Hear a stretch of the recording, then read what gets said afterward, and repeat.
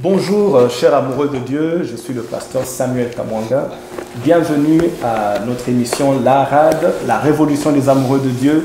Nous sommes en train de débattre un sujet important. Cette émission vraiment est destinée à vous aider à augmenter votre amour pour Dieu, intensifier votre passion pour Dieu.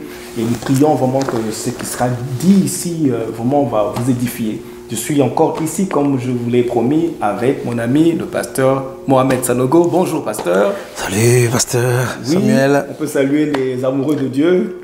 Vraiment. Nous vous saluons dans le nom de Jésus. Oui. Soyez bénis, les amoureux de Dieu. Merci encore pour votre temps. Nous sommes en train de... nous sommes toujours sur notre sujet, la position importante de l'Église en tant qu'épouse de Dieu. Et nous voulons revenir sur ce que nous avons dit précédemment par rapport au cœur de l'épouse. Ouais. La passion qu'elle a. C'est ce qui même attire Dieu. Et nous avons dit que Jésus-Christ reviendra pour une épouse. Et donc, nous sommes dans une période où nous sommes dans un processus de maturité pour atteindre le degré de l'épouse, le cœur de l'épouse, passionnée pour Dieu. Elle se donne, elle se livre à Dieu.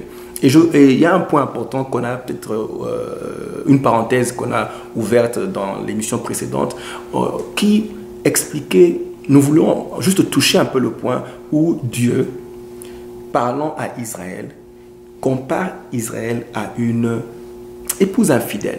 Et même il va plus loin pour l'appeler,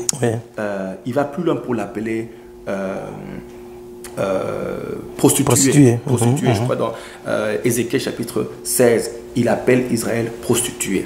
Ouais. Et nous savons qu'une prostituée entre dans une relation, pas parce qu'elle aime, mais pour ce qu'elle va avoir. Pour ce qu'elle va avoir. En fait, elle veut être payée. Donc, elle va même se livrer. Elle va faire semblant d'être intime, de vouloir se donner. Mais dans sa tête à elle, dans son cœur, ce n'est pas cette personne qui l'intéresse. C'est plutôt ses biens qui l'intéressent. Et je prie en fait, voilà, notre prière, c'est que dans cette dimension de l'épouse, vraiment, le cœur de l'épouse, c'est de se livrer. Ouais. Ce qui l'intéresse, c'est l'homme. Ce n'est pas ce que l'homme a, c'est sa personne. Et c'est pour ça que je disais que, on disait que dans les témoignages de j'ai reçu Dieu, dans tout ça là, c'est pas mauvais, mais il y a une autre dimension qui est encore plus agréable à Dieu. Ouais. C'est quand nous savons nous livrer à lui. C'est quand tout ce que nous voulons, c'est lui. C'est comme David qui dit, je ne désire qu'une seule chose. C'est d'être dans ta présence. Le son de ta voix. La prière de David dit que ma langue soit habile comme la plume d'un écrivain. Si je pouvais t'écrire des poèmes. C'est-à-dire que il n'y a que... Il dit mon œuvre pour le roi. Donc ce que j'ai fait, c'est pour le roi. Je voudrais tellement lui être agréable. Ouais. C'est le cœur, c'est ce cœur-là, de cette épouse-là que Dieu est en train de rechercher. Et je crois que c'est important de faire la différence parce que on peut faire semblant d'être amoureux, faire les motions, les motions, hein, les actes extérieurs d'un amoureux, comme la prostituée peut le faire, mais ne pas avoir le cœur de l'amoureux. C'est important de faire cette différence-là. Et il y a un passage important que tout à l'heure, on t'en parlait tantôt. Oui. Le passage dans Jacques chapitre 4, verset 2, dit ceci: vous convoitez et vous ne possédez pas, vous êtes meurtriers, envieux, et tout ça. Verset 3, donc Jacques 4, 3, il dit: vous demandez et vous ne recevez pas parce que vous demandez mal. Et puis il dit donc, c'est quoi mal demander? C'est dans le but de satisfaire vos passions. Donc, Dieu dit, quand vous demandez mal. Et puis, il explique c'est quoi mal. Mal, c'est quand tu demandes ce que toi tu veux. Ce qui te passionne. Oui. Et il dit ça, c'est mal. Et puis, il dit adultère. Donc, il qualifie d'adultère. Adultère, c'est une personne qui n'est pas fidèle à son mari. Donc, Dieu d'office, si te qualifie d'adultère, ça veut dire qu'il te voyait déjà comme épouse. Oui, je ne veux pas te qualifier d'adultère si tu n'es pas dans une relation. Donc, s'il dit je t'appelle adultère, ça veut dire que normalement, tu dois être une épouse fidèle. Mais ton cœur n'est pas à moi. Ton cœur est attiré à d'autres choses qui font ta passion. Et ces choses-là sont révélées même dans ta prière. Parce qu'il dit, quand tu demandes, j'entends ce que tu demandes, mais ce que tu demandes, c'est pour tes passions à toi. Donc, tu révèles même que tu adultères par les choses que tu demandes. C'est là que tu peux voir des gens vraiment en train d'adorer, pleurer, crier, tout ça, mais faire tout ce qui est extérieur, là, comme s'ils se livraient. Mais en fait, ils sont en train de chercher quelque chose. Et Dieu peut peser le cœur. Vous savez, Dieu a dit dans le livre de Daniel, il parlait au roi, il dit, mene tekel. J'ai pesé ton cœur et je t'ai trouvé léger. Et ma crainte vraiment, c'est que l'Église rate cette saison en cherchant autre chose au lieu maintenant de chercher de se concentrer sur l'amoureux de nos âmes, qui est Jésus-Christ, de se donner à lui et d'avoir un cœur juste pour lui, de se livrer à lui. Je crois que cette parenthèse est importante, juste pour qu'on comprenne la différence entre l'épouse amoureuse que Christ recherche et juste faire le semblant. Vous voyez, chanter, tout ça là, faire le semblant. Il y a une différence entre tout ça. Donc, je ferme la parenthèse. Maintenant, pour revenir, vous avez dit que Christ revient pour cette épouse-là. C'est celle-là qui attire. Dieu revient. Donc, dans la fin du temps, nous devons marcher comme épouse amoureuse qui amène Dieu. Il y a une autre dimension importante par rapport à l'épouse, c'est qu'elle a accès. Elle a un accès privilégié dans l'intimité de l'époux. Est-ce que tu peux un peu débattre sur ça? L'un des premiers textes qu'on a utilisé, celui de 1 Jean, chapitre 3, verset 2, il dit ceci, c'est vraiment très très important. Il dit, nous sommes maintenant enfants de Dieu, et ce que nous serons n'a pas encore été manifesté.